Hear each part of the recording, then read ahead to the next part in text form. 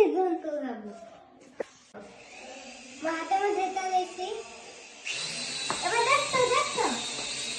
এবার আমি এটা কনফার্ম করবো দেখো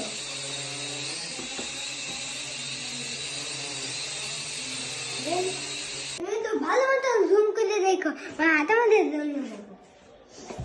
দেখো রিমোটটা কিন্তু এদিকে জোনটা কিন্তু আমার হাতে দেখো জোনটা এমন দেখলে কি উঠবে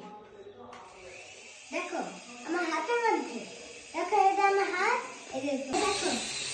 দেখো কেন